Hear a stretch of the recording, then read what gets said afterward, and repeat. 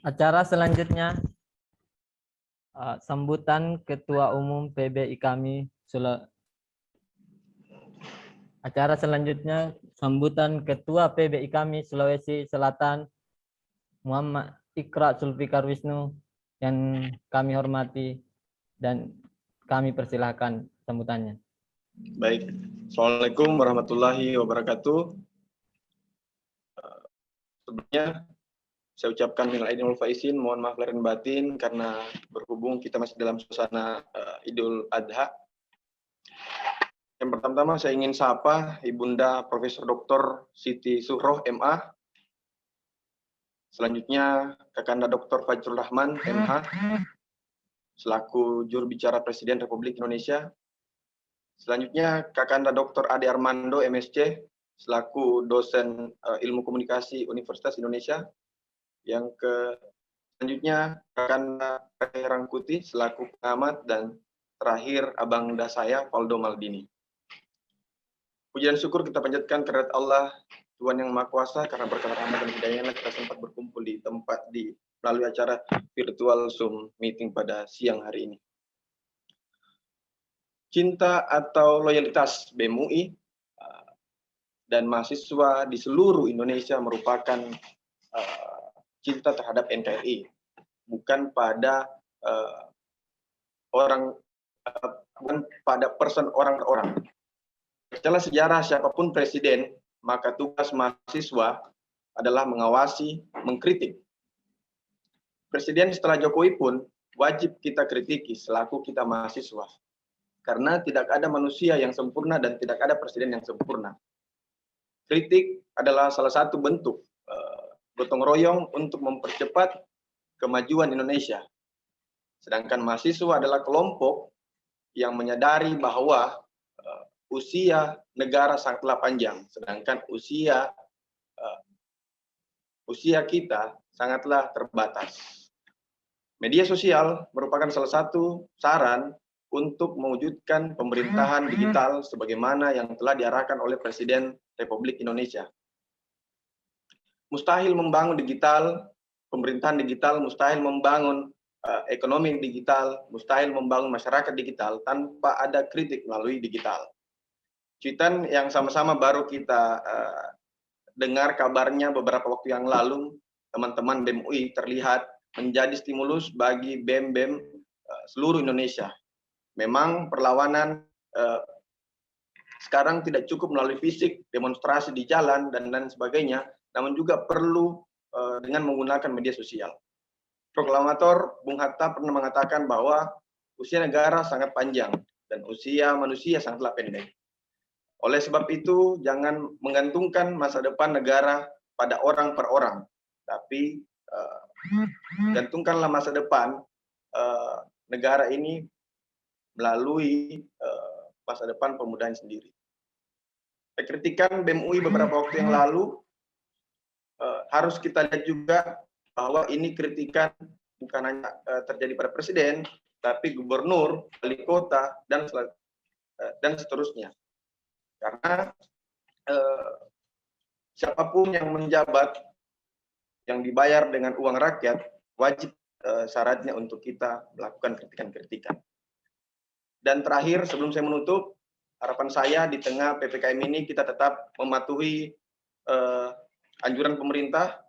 Kita jangan melakukan aktivitas di luar rumah yang tidak sifatnya urgent, dan tetap mematuhi protokol kesehatan. Dan sama-sama kita berikhtiar semoga badai COVID ini segera berlalu sehingga kita bisa melakukan aktivitas kembali baik secara ekonomi dan bersilaturahmi dengan teman-teman. Kata dari saya, Assalamualaikum warahmatullahi wabarakatuh.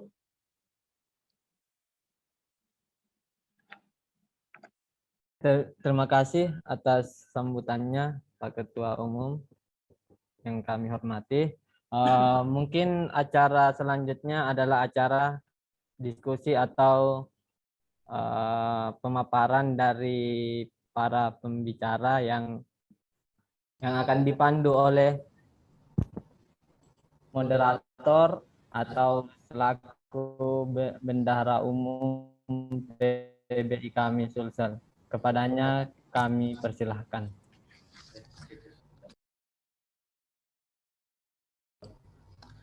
Halo, assalamualaikum warahmatullahi wabarakatuh. Waalaikumsalam Waalaikumsalam warahmatullahi wabarakatuh. Masih kurang semangat. Saya harapkan di kegiatan yang saya rasa sangat luar biasa ini, spirit menjawab salam juga harus luar biasa dari teman-teman semua. Saya ulangi lagi, assalamualaikum warahmatullahi wabarakatuh. Waalaikumsalam warahmatullahi wabarakatuh. Hidup mahasiswa. Kenapa kalau saya bilang hidup mahasiswa sama-sama hidup mahasiswa. Oke teman-teman semua, terima kasih banyak atas apresiasinya. Perkenalkan sebelumnya, nama saya Muhammad Rida. Saya sendiri selaku Bendahara Umum dari PB IKMI Sulsel. Di sini saya lihat juga tidak hanya dari IKMI Sulsel yang hadir. Jadi yang belum kenal IKMI Sulsel adalah organisasi paguyuban tingkat nasional yang menghimpun seluruh pelajar mahasiswa Sulawesi Selatan di seluruh Indonesia, dari Sabang sampai Merauke. Nah, teman-teman semua, pada kesempatan yang berbahagia ini, kita sudah kehadiran beberapa tokoh-tokoh nanti yang akan jadi pembicara. Dalam hal ini yang pertama ada Ibu Prof. Siti Zuhro. Bu Prof, apakah sudah di lokasi? Assalamualaikum warahmatullahi wabarakatuh, IKMI. Mantap, makasih banyak Bu Prof. Semua peserta narasumber yang hadir. Bu Prof ini salah satu tokoh yang saya kagumi juga dan boleh juga dosen saya di kampus Universitas Muhammadiyah Jakarta, Bu. Oh iya. Kenal Bu, aduh. Ya, luar biasa. Sehat-sehat Ibu, jaga kesehatan Ibu. Insya Allah. Dan selanjutnya pembicara yang kedua yang akan bersama kita nantinya ialah Bapak Ade Armando, dosen ilmu komunikasi Universitas Indonesia. Abang dah, apa kabar? Alhamdulillah, Assalamualaikum warahmatullahi wabarakatuh. Waalaikumsalam. Waalaikumsalam warahmatullahi wabarakatuh. Apa kabar Bu Siti Zuhro? Lama nggak Baik. ketemu. Iya, lama. Bang Ade Armando sehat? Alhamdulillah. Alhamdulillah. Oke, di sini yang baru mengkonfirmasi ada 2 orang, kiranya nanti juga akan menyusul yang lain, Bang Valdo Maldini, Bang Faisal Assega, dan juga Abang Andi Fajar Asti, selaku Ketua Umum Himpunan Mahasiswa Pascasarjana Indonesia. Beliau nanti semua akan bergabung bersama-sama dengan kita, mendiskusikan tentang berita atau hal-hal yang sedang viral terkait cuitan BEM Universitas Indonesia sesuai dengan kapasitas atau bidangnya masing-masing. Nah, saya sangat berharap bagi seluruh peserta betul-betul memperhatikan dengan serius agar bisa menilai dari sisi-sisi yang mungkin saja berbeda dari yang lainnya. Karena kita selama ini kan bisa melihat bahwa informasi tentang cuitan BEM UI atau hal-hal yang terkait tersebut dilihat mungkin saja masih dalam satu sisi. Mudah-mudahan dengan kehadiran dari pembicara dengan disiplin ilmunya masing-masing bisa menambah wawasan kita lagi terkait peran kita sebagai mahasiswa, baik itu dengan cara mengkritik seperti bagaimana dan yang lainnya. Disinilah saatnya. Dan mungkin juga adalah teman-teman yang ingin menyampaikan hal-hal yang lebih konkret lagi, ya saya rasa webinar ini sangat-sangat layak dijadikan wadah untuk hal tersebut. Selanjutnya yang penting saya sampaikan di sini ialah marilah kita bersama-sama untuk menjaga protokol kesehatan, menerapkan prokes dengan sungguh-sungguh karena percuma banyak sekali program-program yang diberikan oleh pemerintah terkait pengurangan penekanan virus COVID ini, tapi kita sendiri tidak maksimalkan prokes, maka tentunya upaya pemerintah itu akan sia-sia nantinya. Begitu pula dengan PPKM yang saat ini diterapkan, bersama-sama mari kita dukung agar mudah-mudahan betul-betul bisa menekan daripada penyebaran COVID. Dan yang tentunya yang terakhir juga perlu saya sampaikan bagi teman-teman saat ini ialah dikarenakan vaksin saat ini masih gratis, jadi silakan teman-teman ikut vaksin untuk meningkatkan herd immunity kita semua agar kita bisa bersama-sama keluar lagi bisa bersama-sama mengadakan kegiatan seperti ini di satu forum yang sama, karena seperti bisa kita lihat di negara-negara lain, mereka bisa menonton sepak bola, bisa nonton di stadion sepak bola di Eropa, itu juga disebabkan herd immunity mereka sudah di atas 70%. Oleh karena itu, sebagai pesan-pesan yang penting bagi saya terhadap seluruh peserta yang hadir di sini, alangkah pentingnya menjaga atau maksimalkan 3 hal tersebut yang saya sampaikan di awal. Nah, berikutnya,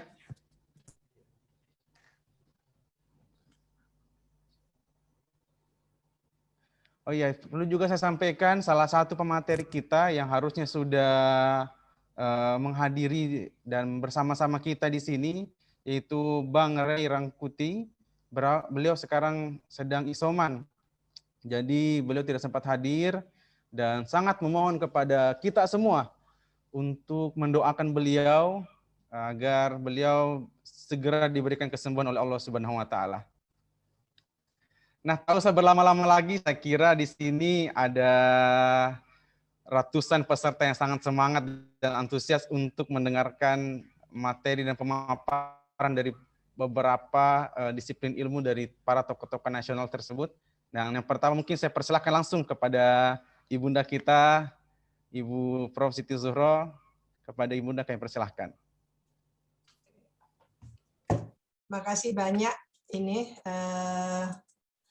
Muhammad Ridho atau Muhammad Rida ini. Muhammad Makasih Rida banyak. aja. Rida ya, oke. Rida yang sudah menginisiasi adanya pertemuan ini yang menurut saya sangat bagus ya. Sangat bagus karena memang kekuatan ya dan tentunya dinamika dari mahasiswa itu ditentukan oleh respon-responnya terhadap permasalahan yang sedang dihadapi bangsa ini. Pertama tentu saya ingin mengucapkan Bismillahirrahmanirrahim. Assalamualaikum warahmatullahi wabarakatuh. Selamat siang, salam sejahtera bagi kita semua. Tentu yang saya hormati ya teman-teman di IKAMI, adik-adik IKAMI ya, pengurus IKAMI dan seluruh komunitas yang menopang IKAMI untuk melakukan satu aktivitas-aktivitas yang bagus. Wabil khusus narasumber Mas Ade Armando yang sangat amat terkenal, luar biasa. Jangan begitu, Sudah Bu. sangat lama kami tak bersua. Iya. Tapi saya tidak rindu lagi karena sering menonton beliau ini. Luar biasa, ikut mencerahkan tentunya gitu ya, wacana yang sedang berkembang belakangan ini. Topik yang kita bahas kali ini tentang cuitan gitu ya. Cuitan apa tadi itu judul lengkapnya saya lupa. Cuitan mahasiswa ya kalau tidak salah. Apa Rida? Menguji cuitan BEM UI. Menguji cuitan. Saya melihat bukan cuitan ini. Ini adalah paparan ide gitu ya. Gagasan, ini hasil renungan, hasil kontemplasi, pemikiran yang dalam ya, dan di situ tentu cara berpikir cerdas dan kritis dari mahasiswa itu. Jadi ini bukan cuitan ini, ya bahasa prokemnya, bahasa ininya ya, bahasa informalnya itu cuitan, tapi bahasa akademisnya ini adalah gagasan. Jadi satu elaborasi, satu abstraksi gitu ya untuk menyampaikan gitu mungkin kegalauan-kegalauan yang ada sehingga muncul bahasa yang disampaikan sebagai the king of gitu ya. The king of apa itu? Lupa saya. The king of lip service. Bukan saya ya mengatakan itu. Karena saya pegawai negeri ini. Oke, jadi itu beberapa hal yang perlu kita pahami ya dari saya kembali ke istilah cuitan tadi itu. Beberapa hal yang kita perlu pahami dari apa yang disampaikan oleh mahasiswa. Itu pertama saya melihatnya dari perspektif demokrasi. Dan lebih kecil lagi adalah makronya, yaitu tentang kesadaran dan partisipasi politik masyarakat. Karena demokrasi memang mensyaratkan adanya partisipasi masyarakat.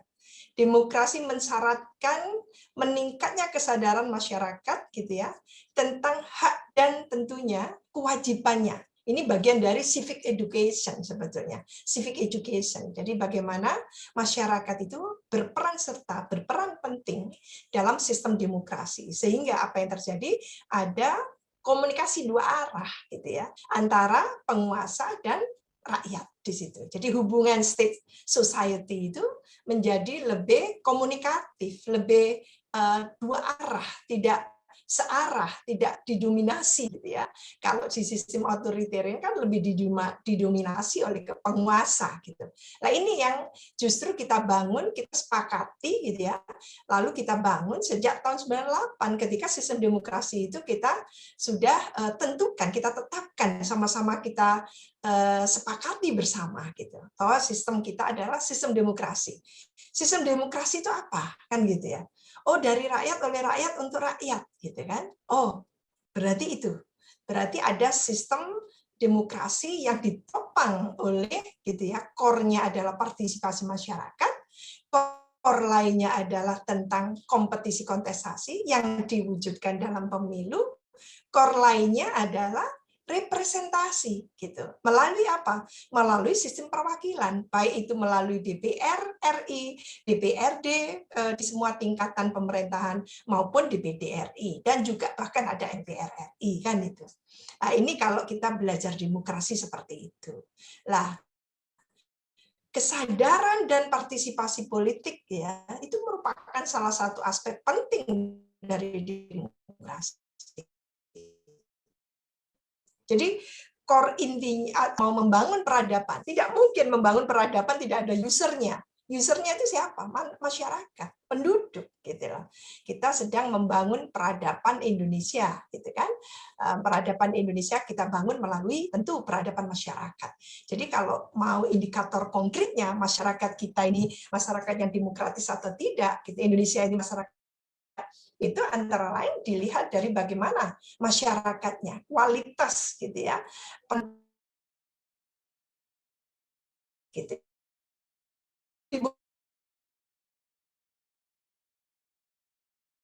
Secara mengawal gitu ya.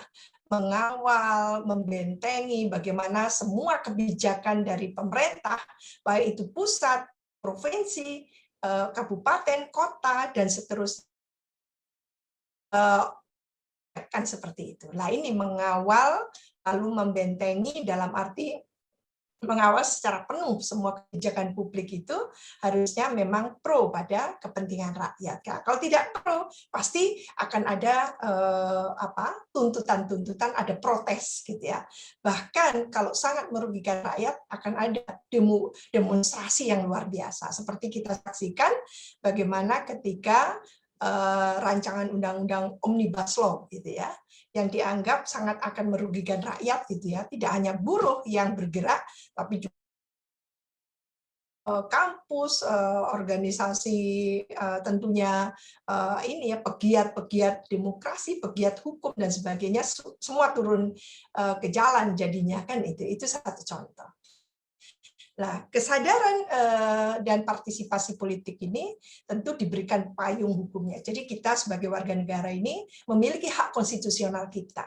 Bahwa konstitusi kita, Undang-Undang Dasar NRI 1945, yang sudah diamandemen itu, jelas-jelas gitu ya, memberikan payung yang kuat kepada terhadap kedaulatan. Ya.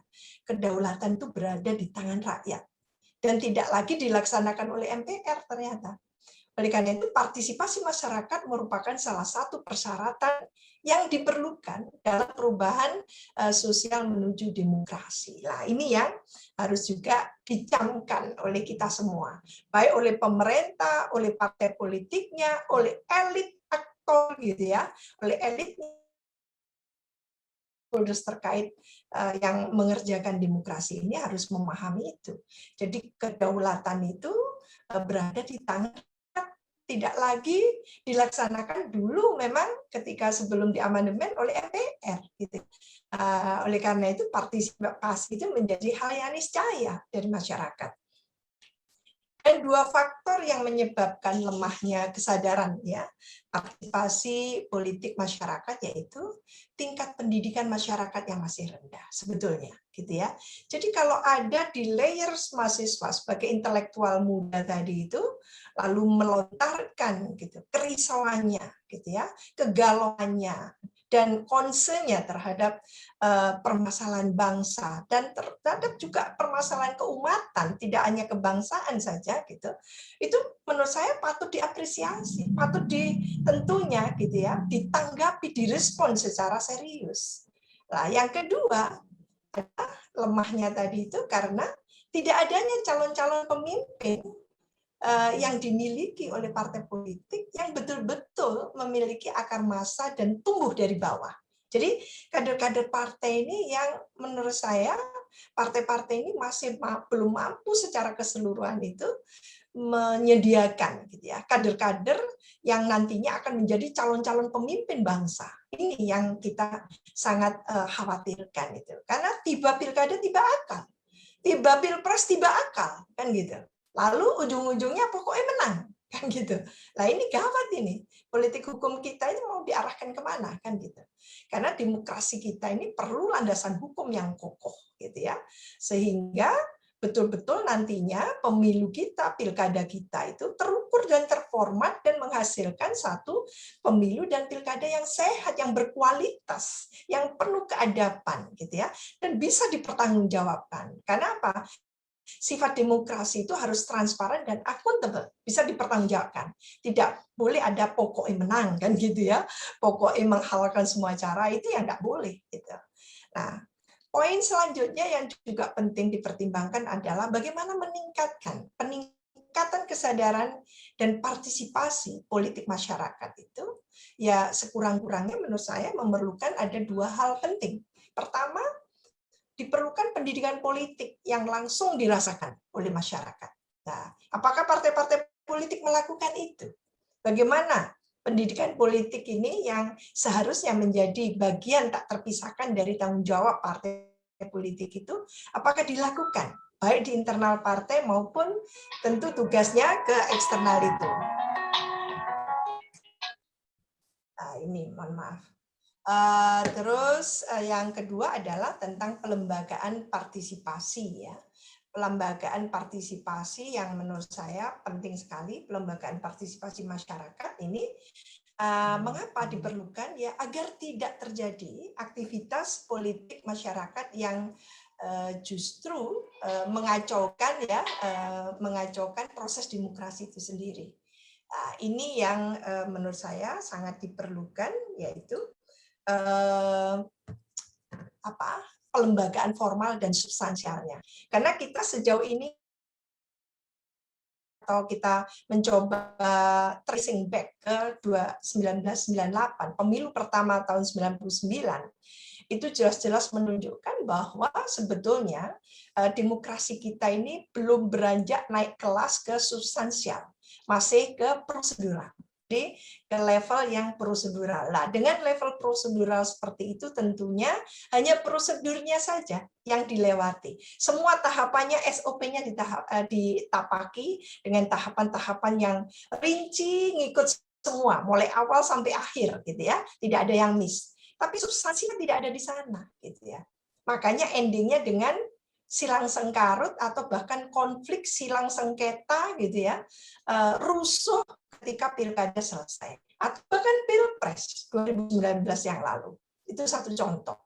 Mestinya tidak seperti itu. Satu pemilu presiden yang dilakukan secara nasional dengan catatan demokratis itu tidak perlu pakai menggunakan kawat-kawat ranjau-ranjau, tank-tank diturunkan. Seharusnya seperti itu. Idealnya tidak pakai seperti itu. Karena apa? Karena partai politiknya sudah sangat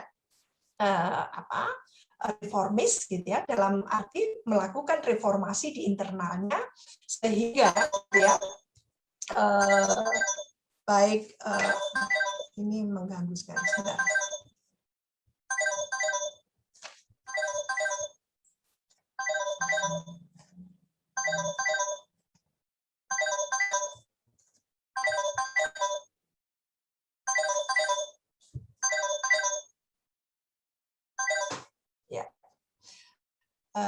Jadi ini yang antara lain yang menurut saya penting sekali untuk dipertimbangkan next election gitu ya, di 2024 kita harus membenahi partai politik, lalu politik hukumnya juga, termasuk penegakan hukum yang bersandarkan atau mengedepankan keadilan di situ. Nah, ini yang kita pentingkan sehingga tidak ada lagi basa-basi gitu ya di antara partai-partai ketika ada katakan satu konferensi pers atau mungkin pernyataan bersama, pemilu yang damai, pemilu yang istilahnya ya, pemilu yang menyejukkan, pemilu yang menyenangkan, tapi ternyata tidak gitu kan, turun dari Monas semuanya berubah kan gitulah. Itu yang kita gagal membangun trust ya, public trust itu yang harus dibangun. Karena nomor satu, demokrasi itu intinya adalah membangun trust tadi itu. Kalau sudah kita tidak bangun, berarti kita akan melaksanakan tipu daya. Jadi saling political othering, saling tidak percaya lagi, saling tidak menghormati sesama. Padahal esensi kita membangun demokrasi itu membangun nilai-nilai. Itu yang tidak kita lakukan. Karena lalu kita terkesima hanya gitu kan pada demokrasi yang fokus pada pemilu, pergantian kepemimpinan saja, sehingga kita menghasilkan banyak penguasa tanpa nuansa pemimpin kan gitu. Nuansa pemimpin itu tentunya idealnya yang statementship, yang negarawan. Nah, itu kita tidak dapat jadinya. Karena apa? Hanya sekedar pemilu, hanya sekedar pilkada. Sehingga kalau kita evaluasi secara kritis gitu ya, hasil-hasilnya menunjukkan belum banyak kepala-kepala daerah yang betul-betul mampu mendorong terwujudnya satu tata kelola pemerintahan yang baik, good governance. Yang terjadi bad governance, bahkan divided government gitu ya. Ini kan tidak bagus. Itu satu contoh. Lantas bagaimana peranan partai politik dan partisipasi masyarakat ini yang tentunya harus menjadi concern kita bersama ya. Ini beberapa fungsi partai politik yang kita ketahui yang terkait erat dengan proses demokrasi, antara lain sebagai sarana komunikasi politik, sosialisasi politik, rekrutmen politik, dan sarana pengatur konflik. Apakah itu dilakukan gitu ya oleh partai politik? Kalau itu tidak dilakukan, ya memang hasilnya seperti ini. Tapi kalau itu dilakukan, kita akan ke depan itu akan naik kelas. Karena apa? Kualitas demokrasi kita itu antara lain ditentukan bagaimana sepak terjang dari partai-partai politik ini. Jadi kalau partai politiknya tidak melakukan satu reformasi yang serius, kita akan mengalami demokrasi yang stagnan. Bahkan stagnasi yang panjang menjadikan kita lalu setback kan gitu ya, setback kita. Jadi setback penurunan kualitas demokrasi tentunya diikuti oleh satu keputusan-keputusan politik yang menunjukkan nuansa-nuansa represif akhirnya kan gitu. Peranan partai politik ini tentunya melakukan pendidikan politik ya terhadap masyarakat atau kader-kader politiknya. Lantas bagaimana partisipasi pemilu yang berkualitas? Ini juga menjadi concern kita bersama. Pembangunan bidang politik di Indonesia itu secara strategis itu mengandung dua unsur, yaitu pembangunan kepemimpinan nasional dan pembangunan partisipasi masyarakat. Nah ini, jadi nuansa membangun itu tidak hanya fisik, tapi nuansa membangun itu yang substantif gitu. Jadi kalau pemerintah kita menekankan pentingnya visi untuk membangun SDM unggul gitu ya, itu pasti bukan lip service, bahwa kita sadar di era industri 4.0 atau society 5.0 gitu ya, kita akan tertinggal jauh dengan negara-negara ASEAN, tidak hanya negara Asia Pasifik tapi ASEAN. Kita akan tertinggal. Karena apa? Kita tidak betul-betul menyiapkan diri memasuki era disrupsi yang penuh ketidakpastian tadi itu dengan sesuatu formula, dengan kebijakan, dengan mengenalkan formula-formula baru gitu ya, di mana mindset dan cultural set kita ini berubah kan gitu. gitu. Lebih profesional, lebih rasional gitu kan, lebih tentu gitu ya, memihaki bangsa sendiri apapun itu kan gitu. Nah, ini yang tidak nampak gitu. Ketika itu tidak nampak, kita memang gontai gitu ya, gontai sekali gitu ya, limbo gitu ya dalam menyongsong era uncertainty seperti ini ya. Karena apa? Kita tidak bisa hanya membangun fisik. Fisik itu bisa roboh, tapi kalau sudah manusianya tidak kita bangun gitu ya, kompetensinya gitu, nilai-nilainya tidak dibangun, diberikan kompetensi, diberikan katakan apa ya, kapasitas dan sebagainya gitu ya, tentu tidak akan tersiapkan dengan baik kita itu. Nah, ini antara lain. Lantas bagaimana dengan poin pemberdayaan dan pendidikan politik? Pemberdayaan dan pendidikan politik kita perlukan dan berikhtiar untuk memberdayakan masyarakat supaya masyarakat memiliki akses terhadap sumber-sumber ekonomi dan politik. Ini penting sekali. Jadi masyarakat itu sadar hak dan kewajibannya baik secara politik gitu ya maupun secara ekonomi. Kalau sudah ownership dari citizen gitu ya, rasa memiliki dari warga negara yang utuh kepada NKRI, ini akan nyaman gitu ya. Negara ini, Indonesia ini akan nyaman. Karena apa? Karena ditopang oleh penduduk yang besar dengan kesadaran yang tinggi pada negara bangsa, kan gitu. Rasa memiliki tadi itu. Jadi oleh karena itu hentikan untuk melakukan vote buying gitu ya. Karena vote buying ini tidak hanya merendahkan atau melecehkan masyarakat kita, tapi itu betul-betul gitu ya. Kita sama sebangun tidak membangun peradaban. Jadi hentikan, kita putus mata rantai untuk food buying itu karena apa? Karena kita sedang membangun SDM unggul, gitu ya. Jadi bukan SDM yang kita kemarin itu dari segi medis saja sudah disampaikan bahwa ada yang namanya stunting, ada lumpuh layu dan sebagainya, penyakit-penyakit yang luar biasa, tidak hanya COVID-19 kan gitu. Nah, kita sedang berjuang untuk keluar dari stunting dan sebagainya. Jangan dibuat stunting lagi di politik kan gitu. Nah, ini yang bahaya.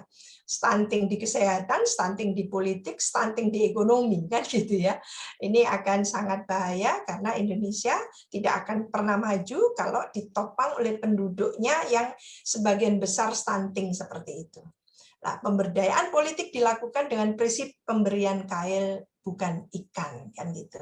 Nah, ini yang penting. Jadi SDM cerdas, penduduk Indonesia yang cerdas adalah satu keniscayaan, kebutuhan kita untuk menghadapi era disrupsi yang luar biasa ini. Jadi kita sudah tidak bisa mundur ke era sebelum disrupsi atau era sebelum adanya COVID-19. Kita sudah maju ke sana. Kita tidak boleh mundur lagi. Nah, kalau kita mundur dan kita stagnan, ada di mindset lama, kita akan punah, gitu ya. Kita akan tentu tergerus oleh negara-negara lain yang jauh lebih maju, jauh lebih sigap, gitu ya, dalam menyongsong era ketidakpastian itu. Dan catatan terakhir saya adalah bahwa kesadaran dan partisipasi politik masyarakat itu dapat terrealisasi dengan mempertimbangkan pentingnya pemberdayaan dan pendidikan politik. Pemberdayaan politik dilakukan dengan prinsip memberi kail dan bukan ikan. Dengan pemberdayaan, masyarakat akan memiliki sense of belonging, ya, rasa memiliki yang tinggi terhadap proses pemilu. Jadi nggak usah pakai digiring-giring gitu ya, kayak bebek begitu. Nggak usah dimobilisasi, diciptakan masa mengambang, tidak perlu. Jadi masyarakat itu diberikan kesadaran. Indonesia membutuhkan pemilih-pemilih yang cerdas, pemilih-pemilih yang kritis. Oleh karena itu, hentikan vote buying itu. Dan poin terakhir adalah pemberdayaan politik seharusnya diimplementasikan dalam tiap tahap pemilu dan pilkada, dan bahkan mulai pra atau saat dan pasca proses pemilu dan pilkada secara berkelanjutan.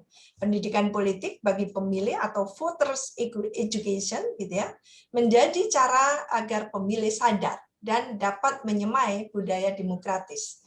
Dan pelaksanaan pendidikan politik harus menjunjung netralitas sehingga masyarakat dapat memilih secara bebas dan mampu memutuskan pilihannya itu secara rasional dan bertanggung jawab. Dan kesadaran dan partisipasi politik masyarakat dapat ditunjukkan melalui pilihannya terhadap calon pemimpin yang berkualitas, yang diyakini bisa membawa perubahan secara signifikan bagi daerah dan Indonesia, itu antara lain. Dan kaitannya dengan cuitan ya, bahasa mahasiswa, cuitan mahasiswa tadi itu menurut saya cuitan publik ya merupakan bentuk partisipasi publik sebagai kewajibannya partisipasi tadi itu sebagai kewajibannya. Jadi ekspresi dari kewajiban masyarakat ya sebagai warga negara yang dilindungi oleh konstitusi. Cuitan tersebut perlu dibaca sebagai kritik atau masukan atas tafsir publik terhadap realitas dan sebagai alternatif pemikiran untuk dipertimbangkan. Cuitan tersebut jangan dianggap sebagai bentuk ketidaksenangan atau kebencian, tetapi sebagai bentuk kecintaan, check and balances. Dan cuitan itu perlu ditanggapi sebagai asupan gizi ya bagi percepatan pembangunan dan perwujudan cita-cita bersama memajukan NKRI. Jadi saya sangat setuju bahwa ke depan gitu ya dan saat ini kita sebagai warga negara tidak perlu takut karena kita itu punya perlindungan konstitusi. Kita punya hak konstitusional kita sebagai warga negara gitu ya secara hukum. Jadi kalau siapapun gitu ya yang katakan gitu menuduh-nuduh kita tanpa alasan, kita jangan takut. Intelektual itu punya tanggung jawab moral untuk menyampaikan apa yang dia pikirkan demi kepentingan negara bangsa. Jadi selama on the track seperti itu tidak mungkin gitu ya tentunya gitu polisi ujuk-ujuk menangkap kita, tidak mungkin gitu. Jadi bahkan Bapak Menko Polhukam katakan itu langsung gitu kan memberikan perintah mahasiswa ditangkap, tidak gitu. Jadi kalau memang itu kritis dan memberikan masukan positif kepada negara bangsa, itu pasti akan diadop. Jadi itu dirasih gitu ya. Bukan menghujat orang per orang, tidak.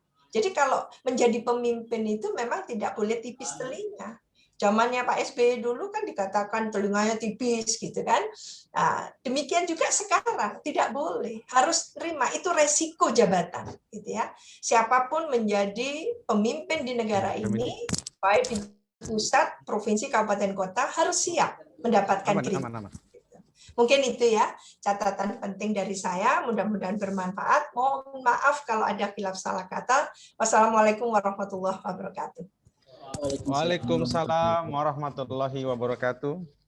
Terima kasih banyak Bu Prof, luar biasa sekali materinya. Sangat memberikan banyak informasi, wawasan, ilmu pengetahuan tentang pendidikan politik sepertinya Ibu, seperti di kelas-kelas rasanya.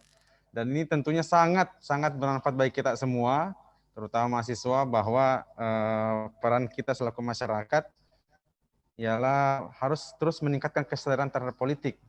Jangan hanya tiba-tiba hal yang viral langsung kita bahas lagi perpolitikan. Namun memang kesadaran itu dibangun sejak dini.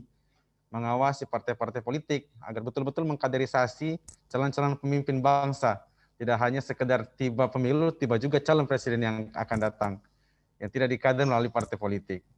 Dan selanjutnya tentunya dari banyak hal yang tadi saya juga menitik beratkan di sini yang disampaikan Bu Prof ialah apa yang disampaikan dari teman-teman BEM UI adalah bentuk kecintaan, dan sampai hari ini pun saya lihat juga tidak ada tindakan presiden yang seperti menangkap ataupun memenjarakan ketua BEM tersebut, karena memang ini kita dilindungi oleh konstituen, hak konstituen kita masing-masing. Jadi kita dilindungi oleh konstitusi, jadi sampai saat ini pun alhamdulillah ruang-ruang kritis itu mesti terbuka dan dibuka oleh dan dilindungi oleh undang-undang. Terima kasih banyak Bu Prof. Selanjutnya pemateri juga yang luar biasa sudah hadir, yang sangat terkenal mungkin, bukan lagi mungkin, yang sangat-sangat terkenal, karena setiap hari kalau saya buka handphone ada beliau. Kalau saya lihat televisi ada beliau. Saking luar biasanya, bahkan kalau di sisi komunikasi bisa dibilang apakah beliau ini punya PR sendiri. Karena kalau saya buka handphone Kanda, Abanda di Armando, saya lihat langsung ada muka Abanda di situ, buka tribun apa semua pasti ada. Nah, langsung saja mengefektifkan waktu yang ada, kita beri waktu 15 menit ya Abanda, karena juga ada beberapa materi nantinya akan menyampaikan materinya. Kepada Abanda Adi Armando, kami persilakan dengan hormat. Silakan. Terima kasih Rida. Oke. Ya, terima kasih saya sudah diundang ke sini. Ini sebuah kesempatan yang sangat berharga buat saya untuk berbicara dengan adik-adik mahasiswa ya. Ya, jadi saya akan terutama memang konsentrasi saya pada judul webinar ini ya. Menguji cuitan BEM UI kan. Jadi memang saya konsentrasinya pada cuitan, yaitu pada tweet ya. Dan tweet itulah yang kemudian menjadi isu besar ya, yang menimbulkan ada banyak rangkaian kontroversi lah sesudahnya. Yang tapi tadi Rida sudah dengan sangat baik mengatakan alhamdulillah tidak ada tindakan apapun yang kemudian dilakukan oleh baik presiden maupun pihak kepolisian, tidak ada yang mengadukan juga ya si ketua BEM ini ke polisi. Jadi dan tidak diberi sanksi, tidak ada ancaman apapun. Nah, tapi saya akan konsentrasi saja pada soal menguji cuitan tersebut ya. Saya mungkin diundang di sini karena antara lain salah seorang yang paling keras mengkritik BEM UI ya terkait dengan tweet tersebut. Nah, saya berulang kali harus menyatakan yang saya kritik adalah tweet. Saya tidak mengkritik yang lain. Jadi begini, kalau soal kebebasan berekspresi, saya adalah orang yang sepenuhnya mendukung kebebasan berekspresi. Sebagian orang bahkan menyebut saya sebagai orang yang radikal liberal dalam hal ini. Percaya bahwa misalnya saja saya termasuk orang yang mengatakan ketika ada perdebatan tentang apakah boleh majalah Tempo itu membuat cover majalahnya dengan menampilkan wajah Pak Jokowi dengan hidung yang panjang disebut sebagai Pinocchio, saya termasuk orang yang percaya bahwa dia seharusnya atau majalah Tempo punya hak untuk melakukan itu. Ketika kemarin ada keramaian Dr. Lewis misalnya, ya, yang menyebarkan pandangan bahwa dia tidak percaya, termasuk bahwa kalau dari sisi kebebasan berekspresi, Dr. Lewis itu punya hak sebenarnya untuk melakukan itu. Apalagi soal mahasiswa, ya. Apakah mahasiswa berhak untuk menghina presidennya? Berhak. Itu adalah hak yang dilindungi oleh konstitusi seperti dikatakan oleh Rida. Dan itu penting buat Indonesia karena demokrasi Indonesia itu antara lain memang salah satu karakteristik utamanya adalah kita punya kebebasan berbicara ya. Dan ini adalah sebuah kebebasan yang dulu tidak kita miliki di zaman Pak Harto dan sekarang juga masih tidak dimiliki oleh banyak negara di sekitar kita. Karena itulah Indonesia dianggap sebagai salah satu negara terbaik kali ya dalam hal kebebasan berekspresi di Asia atau di Asia Tenggara lah paling tidak. Kalau di Asia kita masih kalah pasti dengan Jepang, dengan Korea Selatan, dengan Hong Kong misalnya atau dengan India ya.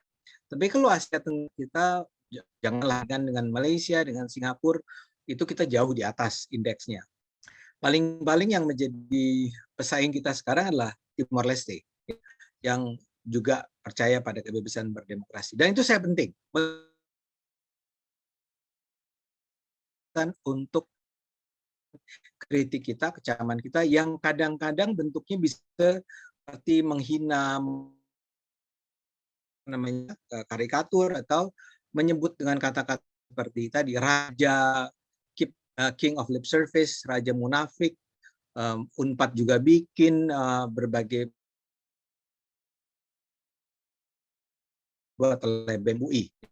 Jadi jangan salah ya, dalam hal ini saya menyatakan itu adalah hak sepenuhnya dari mahasiswa untuk melakukan itu, untuk menghina presidennya. Tapi kemudian kita harus sadar bahwa dalam kebebasan berekspresi ini, kita bukan hanya harus bebas mengkritik, tapi kita juga harus bebas dikritik. Jadi kalau Anda punya hak untuk menghina orang, Anda juga harus menerima kalau Anda dihina orang lain. Dan itulah yang terjadi dalam kasus cuitan ya.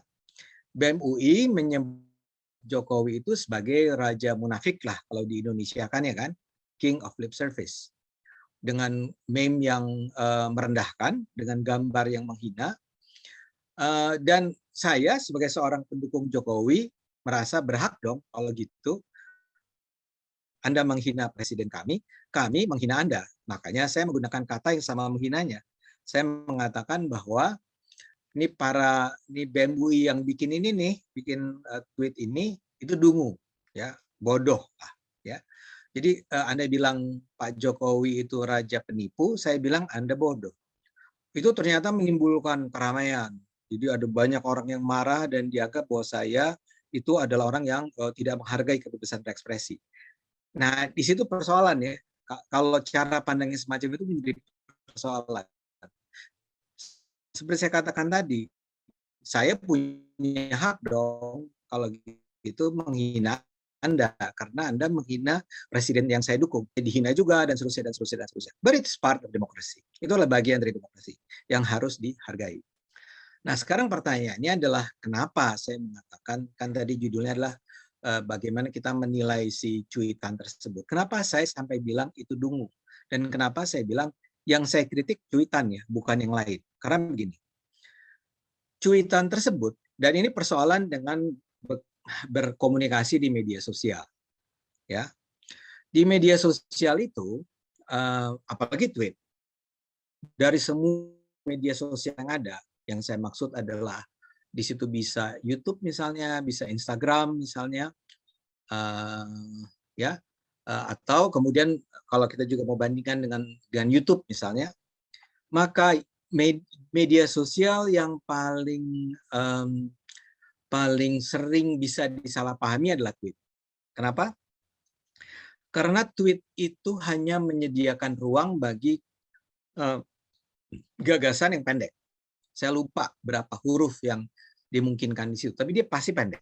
Ya, ini yang tidak terjadi kalau Anda mau nulis panjang, nulis aja kalau mau ya nulis di blog Anda ya. Tapi bisa juga nulis di Facebook, bisa nulis juga di Instagram. Instagram ada foto, tapi terus Anda bisa nulis panjang, apalagi di YouTube. Tapi kalau tweet memang pendek-pendek-pendek. Nah, si BEM ini menggunakan tweet. Ya.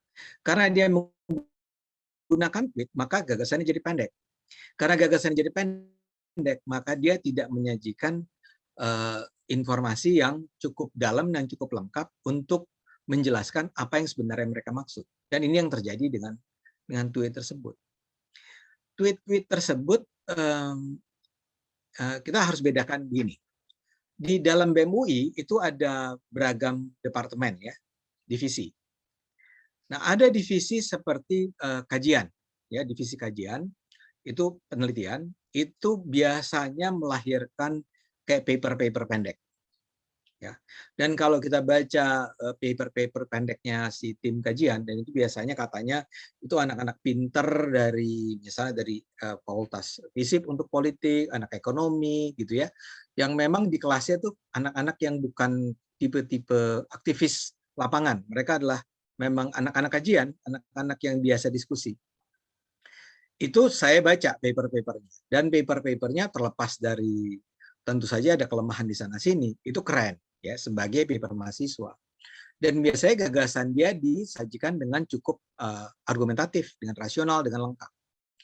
Nah, masalahnya yang si BEM yang di tweet yang sedang kita ributkan ini itu bukan diproduksi oleh tim kajian dan penelitian, ya, diskusi dan kajian kalau nggak salah namanya. Yang bikin siapa? Yang bikin adalah divisi aksi dan propaganda. Ya. Divisi aksi dan propaganda ini punya satu bagian yang diisi oleh mahasiswa baru. Nah, rupanya yang terjadi kemarin itu, ini untuk menjelaskan latar belakang konteks ya, yang bikin tuh anak-anak baru, anak-anak 2021, ya.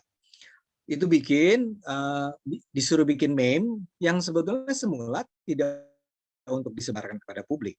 Tapi ternyata dianggap lucu, dianggap anak-anak divisi kajian itu menganggap bahwa wah ini asik nih kalau kita angkat jadi publik, itulah itu dimunculkan. Ya. Nah, celakanya memang kalau itu yang kita pusatkan perhatian, memang bermasalah. Argumen itu parah memang. Itulah yang saya kritik. Ya. Jadi kan gini, kalau Anda ini berani untuk bahkan menantang pemerintah, gitu, menantang Jokowi untuk mengatakan kamu tuh pembohong, maka saya akan tanya pada Anda, buktikan bahwa dia itu pembohong. Itu kewajibannya adalah pada orang yang menuduh bahwa sang presiden pembohong. Nah, itu yang saya persoalkan, karena dia ada lima topik kalau tidak salah, 5 kasus yang diangkat. Satu adalah yang paling saya kemudian jadi persoalkan adalah yang namanya revisi Undang-Undang ITE. Ya, jadi pemerintah itu mengajukan revisi Undang-Undang ITE. Kata si tweet BEM ini, revisi Undang-Undang ITE itu anti kebebasan berekspresi. Itu satu. Kedua adalah terkait dengan cipta kerja. Ya, kata si BEM ini, kata tweet BEM ini, presiden itu bohong.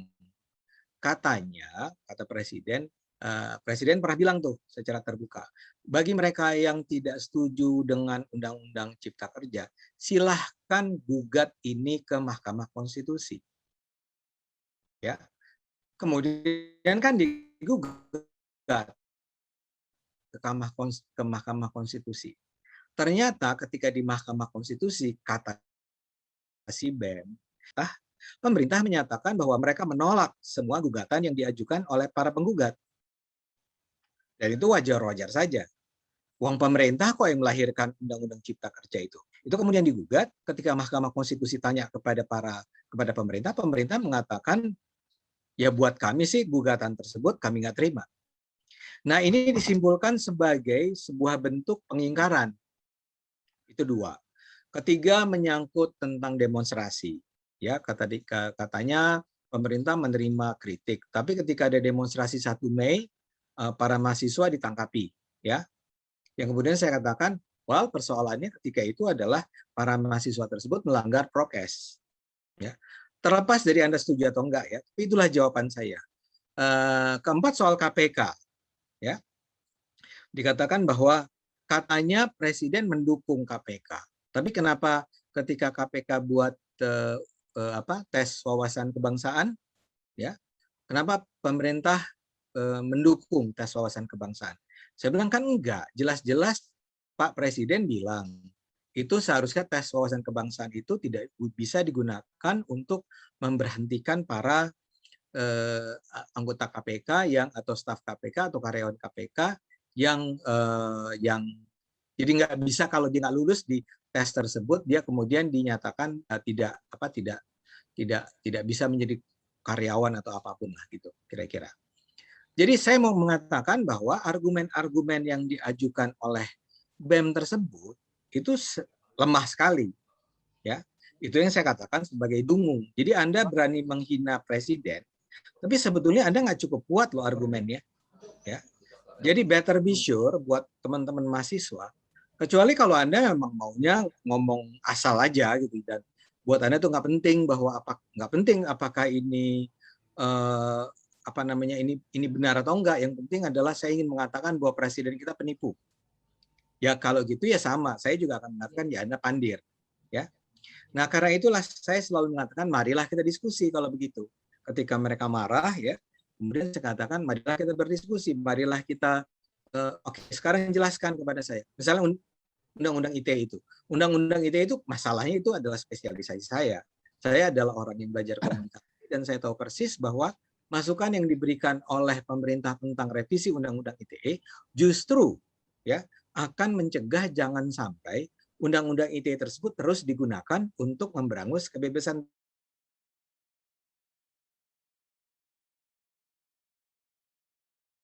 termasuk kepada ketua BEM. Ya. Nah, itulah yang saya katakan sebagai kenapa itu bermasalah dan kenapa itu disebut pandir. Nah, saya merasa bahwa akhirnya ketua BEM UI itu sadar bahwa itu salah. Ya.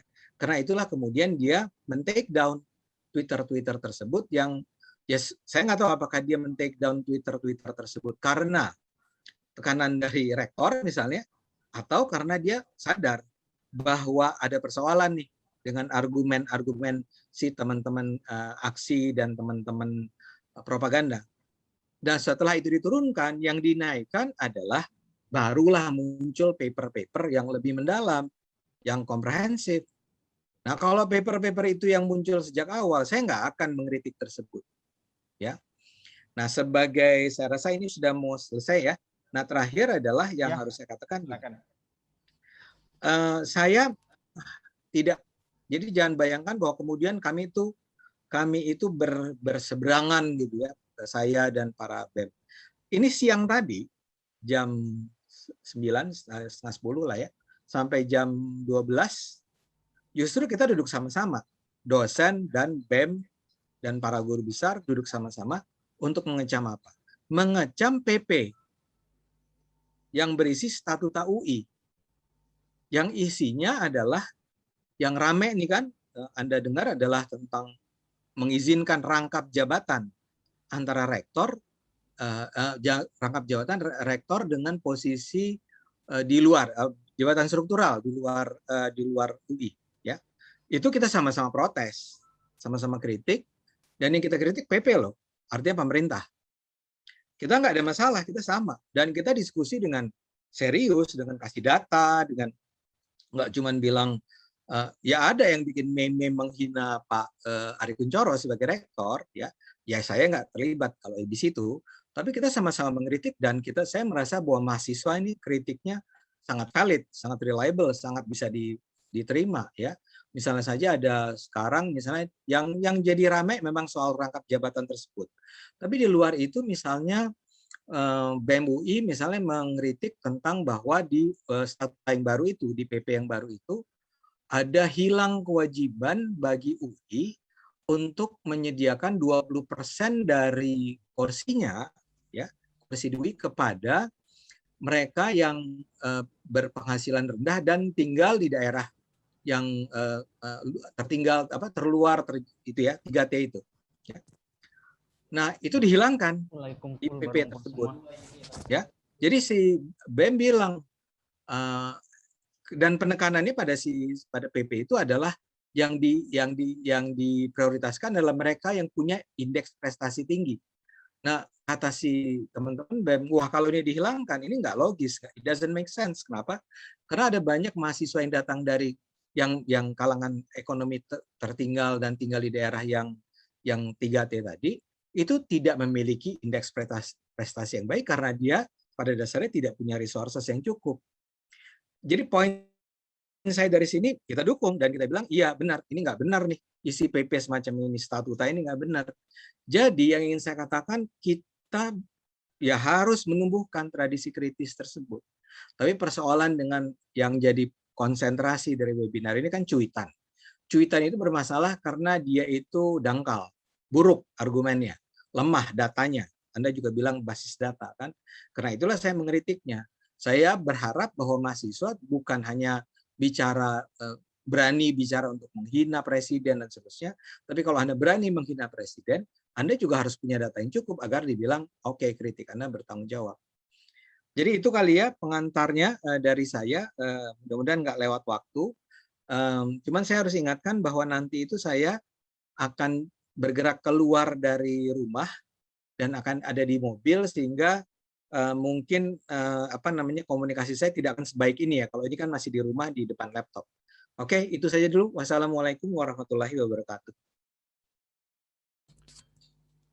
Waalaikumsalam warahmatullahi wabarakatuh. Terima kasih banyak Bang Adi Armando atas pemaparannya yang luar biasa juga. Di sini beberapa poin-poin yang beliau sampaikan bahwa di era demokrasi ini yang hak berbicara kita dilindungi oleh konstitusi. Jika kita berani mengkritik, ya harus siap juga untuk dikritik. Dan gagasan-gagasan yang disampaikan BEM UI yang melalui tweet tentunya terlihat tidak mendalam karena tweetan itu terbatas. Ya. Dan otomatis juga ketika tidak mendalam dan itu juga tidak bisa dikaji secara mendalam juga. Nah tentunya apalagi yang mengkaji itu bagian aksi dan propaganda ya Bang ya. Ya. Abang tadi.